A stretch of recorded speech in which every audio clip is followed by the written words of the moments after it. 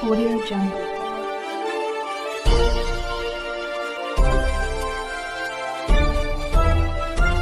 Audio Jungle.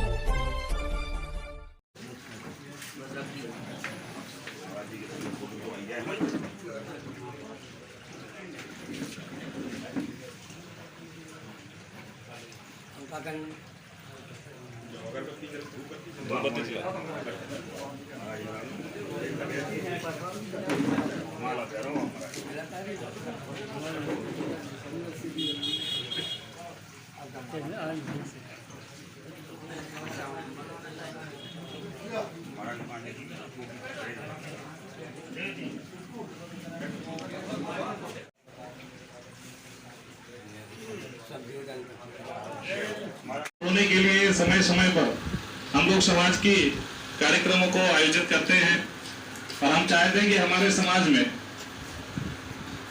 आज भागवत की कथा ले लीजिए, चाहे रामचरितमानस की कथा ले लीजिए, ब्राह्मण समाज के लोग चाहे भागवत के माध्यम से हो या रामचरितमानस के माध्यम से हो या अपना पूरा जीवन माता पिता से दूर धर्म की रक्षा में समायोजित करने वाले आदरणीय गौरवान्वित किया।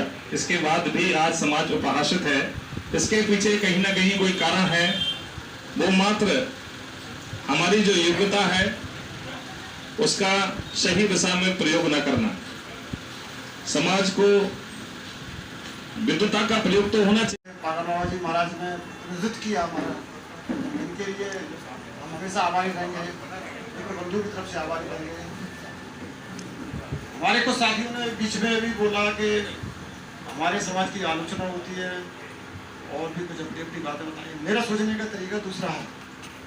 हमारा मानना ये है कि जो सबसे ऊपर वाले खिलाड़ी, चाहे ओलंपिक दौड़ में दौड़ रहे हों, चाहे विश्व कप में दौड़ रहे हों, चाहे क्रिकेट की टीम में दौड़ रहे हों, उसमें जो खिलाड़ी थोड़ा सा कम प्रदर्शन कर पाता है उसी की आलोचना होती है। तो चूंकि ब्राह्मण समाज जो है सनातन धर्म की रक्षा करते हुए हमेशा सबसे आगे चला है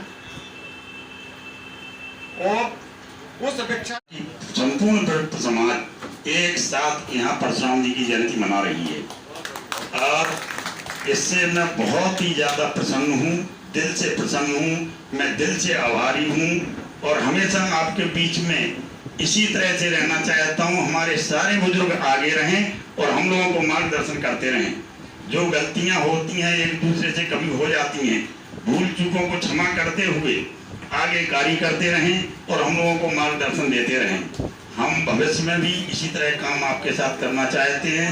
महाराज जी पागल बाबा की कितनी असीम कृपा है गरोठा के ऊपर, समस्त गरोठा वासियों के ऊपर, जिन्होंने यहाँ के सारे धार्मिक स्थान आज चमका दिए हैं। जो ऐसा कभी संभव हो पाना बहुत मुश्किल था इस गरोठा में, छोटी जगह में इतने बड़े मंदिर बना देना। और महाराज जी छोटा सा कार्यक्रम हो याद भर कर दो। गुरुसराय में थे, भाई साहब ने, श्री शर्मा जी ने एक बार फोन कर दिया कि महाराज जी से बात भी नहीं हो पाई और महाराज जी हाजिर हो गए। मतलब महाराज जी की कितनी कृपा है यहाँ गरोठा के ऊपर, हम सबके ऊपर।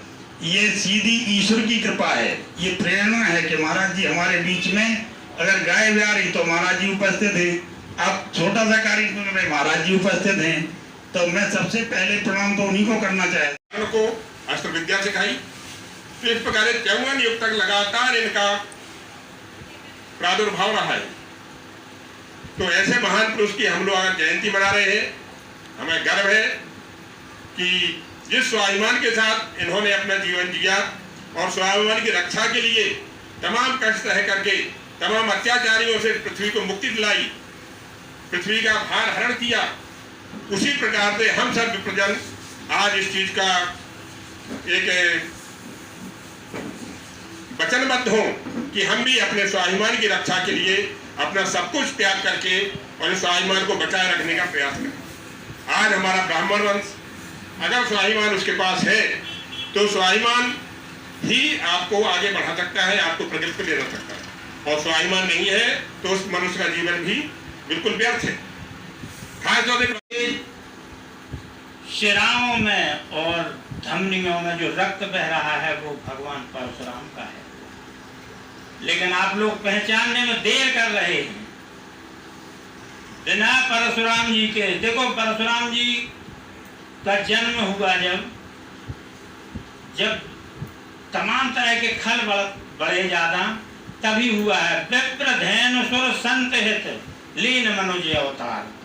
जब ब्राह्मणों पर संकट आता है, विप्र धैनु गायों पर संकट आता है, संतों पर संकट आता है, तभी भगवान अवतार लेते हैं।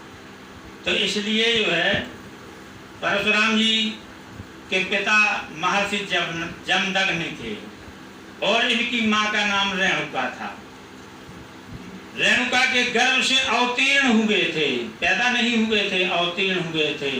जो भग से पैदा होता है वो इंसान होता है, और जो भग की आन जिसको होती है वो भगवान होता है। तो ये रेणुका जी के गर्भ से अवतीर्ण हुए थे। इनके द्वारा तमाम तरह के संकट टाले गए। कई बार विश्व युद्ध की स्थितियां बनी तो केवल ब्राह्मणों के द्वारा टाली गई। उनमें से मैं एक आध आप लोगों को बताने जा रहा हूं।